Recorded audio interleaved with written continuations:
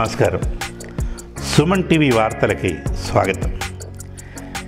Digital మీడియాలో Suman TV ప్రభంజనం సృష్టిస్తున్నది. ఎవరి మొబైల్లో చూసినా సుమన్ టీవీ ఇంటర్వ్యూలే కనబడుతున్నాయి. వందలాది యూట్యూబ్ ఛానల్స్ వస్తున్నా సుమన్ టీవీ ధాటికి తట్టుకోలేని పరిస్థితే. ఇందుకు సుమన్ టీవీ యాజమాన్యాన్ని అభినందించి తీరవలసిందే. సూపర్ సార్, అప్పుడు చదివి వింటున్నట్టే అనిపిస్తుంది.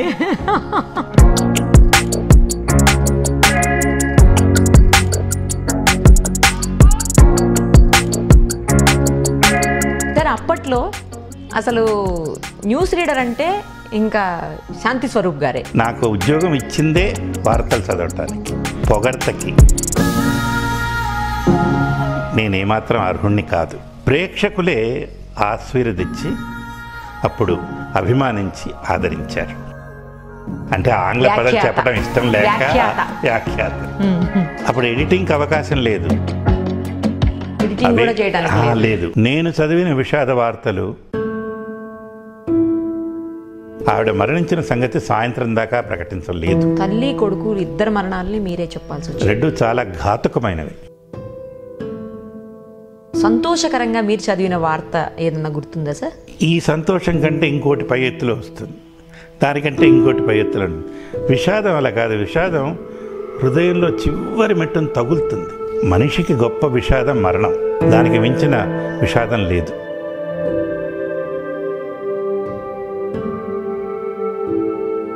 చివర్లో దేవుడు ఏంటంటే తనకి తెలియకుండా బ్లడ్ క్యాన్సర్ వచ్చింది, లుకేమియా అంటారు. 10 ఏళ్ళు యుద్ధం చేశాం. పిల్లలిద్దరూ వస్తారా అని అడిగింది 2 రోజులు ముందు. అయ్యో అదేంటి, వాళ్ళు వచ్చేదాకా ఉంటానంటావా? పిచ్చిగా మాట్లాడకాలేం లేదు. 2 పిల్లల్ని చేతితో పట్టుకుని నేను మంచం అలా కూర్చున్నాను. ఆడిస్తాడు ఆట.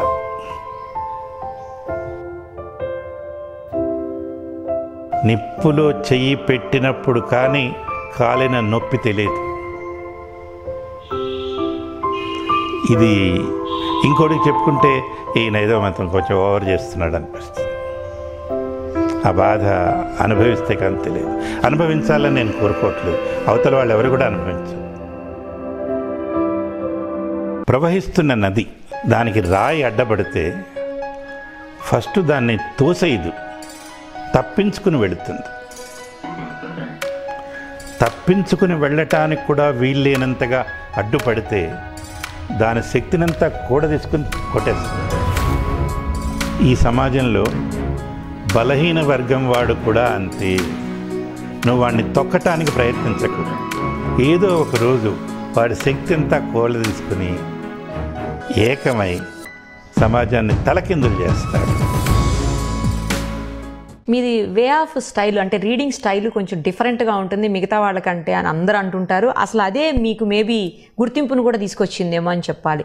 అంటే ఒక స్టాండర్డ్గా, ఒక ఏమంటారు, ఒక లెవెల్లో చదువుకుంటూ వెళ్ళడం అనేది, అది ఏ వార్త అయినా, అది విషాద వార్త కావచ్చు లేకపోతే సంతోషకరమైన వార్త కావచ్చు, మీ వాయిస్ బేస్లో మాత్రం సేమ్ అలాగే కంటిన్యూ అవుతుంది అని చెప్పేసి అంటూ ఉంటారు సార్ అందరూ. ఎందుకని అలా? అంటే అది మీరు అలా అలవాటు చేసుకున్నారా లేకపోతే అనుకోకుండానే వచ్చిందా మీకు ఆ స్టైల్? ఇప్పుడు నేను మాట్లాడానా, మీకేమనిపించింది? వార్తలు చదువుతున్నట్టు వింటున్నట్టే ఉంది నాకు ఇంకా. అంతేకాక అంటే నేను నమ్మిన కొన్ని నిజాలున్నాయి. ఉదాహరణకి ఏంటంటే, నేను ఏదైతే చెబుతానో ఆ భావం ప్రేక్షకుడు కానీ లేకపోతే ప్రాంగణంలో ఉన్న వ్యక్తికి కానీ మరోసారి చెప్పే అవసరం లేకుండా అర్థం కావాలి. ఓకే. నా భాష యొక్క భావం వాళ్ళకి అందాలి. అంటే ఇది చాలా చాలా సంవత్సరాల క్రితం కాళిదాసు మహాకవి చెప్పిన వాక్యం. అంటే నా కళాత్మక భావాన్ని రసజ్ఞులకు అందించే ప్రజ్ఞ నాకు ఇవ్వు తల్లి అని కాళికామాతని ఆయన ప్రార్థిస్తాడు. వాడికి అర్థం కాలేదనుకోండి, ఎందుకు నా కళ? అలాగే ఇప్పుడు నేను ఒక సంతోషకరమైన వార్త చెప్పాను, అది మీకు అందలేదు. మాట వరుసకి చెప్తానండి. ఉదాహరణకి భారత క్రికెట్ జట్టు ఇటీవల ఆడినప్పుడు 3 టెస్ట్ మ్యాచ్ల్లో ఒకటి ఓడిపోయి రెండోది ఓడిపోయే స్థితిలో అద్భుతంగా ఆడి అసలు అనూహ్యమైన విజయాన్ని సాధించింది. దీన్ని చంకలు కొట్టేసుకొని ఎగిరి చెప్పక్కర్లా, మామూలు భారత జట్టు విజయం సాధించింది ఇంతే. ఈ గొంతులో సంతోషం, మొహంలో కాస్త ఆనందం. అలా కాకుండా భారత జట్టు విజయం సాధించింది అన్నాను అనుకోండి, మీకేమనిపిస్తుంది? గెలవటం వీడికి ఇష్టం లేనట్టుంది, ఏడుస్తూ చెబుతున్నాడు. ఒక విషాదకరమైన వార్త ఉందనుకోండి, జాతీయ నాయకుడు లేదా అంతర్జాతీయ నాయకులు లేదా ఒక భయంకరమైనటువంటి దుర్ఘటన జరిగింది, దాన్ని మనం నవ్వుతూ చెప్పలేం కదా. చెబితే చూసినవాడు వచ్చి కొట్టినా కొడతాడు. అది అంటే ఆ భావం అందాలి అన్న ఉద్దేశంతో అలా చెప్పటం. స్వాభావికంగా ఇంకోటి ఏంటంటే, నేను పరిగెత్తి చెప్పను. బహుశా శారీరకంగా నేను పరిగెత్తలేనేమో, అలా మెల్లిగా చెప్పటం వల్ల ఆ పద్ధతి అయింది. ఇది నచ్చిన మిత్రులు ఉన్నారు, నచ్చని వాళ్ళు కూడా ఉన్నారు. ఈయన మెల్లిగా గమ్మత్ ఏంటంటే, నేను పరిగెత్తకుండా చెప్పిన అన్య అంశాలే వెళ్ళేవి వార్తల్లో, వేరే మిత్రులు పరిగెత్తినా అన్నే వెళతాయి.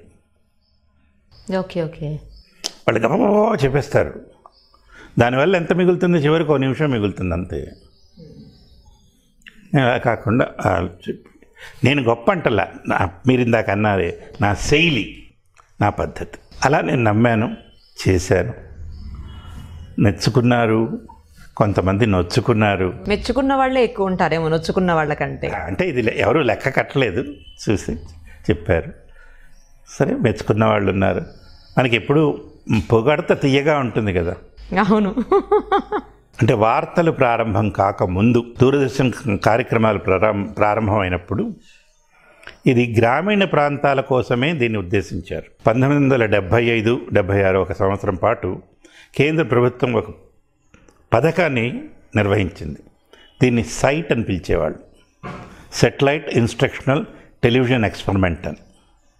దేశవ్యాప్తంగా ఎంపిక చేసిన కొన్ని గ్రామాలను ఎంపిక చేసుకుని వివిధ రాష్ట్రాల్లో ఆ గ్రామాల్లో నేరుగా chicken mesh antenna and dish యాంటనాలు పెట్టారు.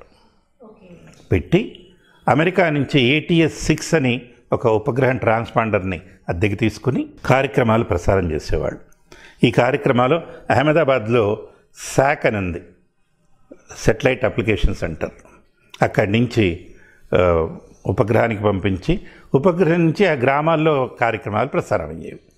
ఉదయం పూట గ్రామాల్లో ఉన్న బడి పిల్లలకి పాఠాలు, సాయంకాలం పూట అక్కడ వ్యవసాయం, తర్వాత ఆరోగ్యం, పరిశుభ్రత, వీటితో పాటు ప్రాంతీయ కళలు, అక్కడ ఉన్నటువంటి సాంస్కృతిక విషయాలు, ఇవన్నీ ప్రసారం చేసేవాళ్ళు.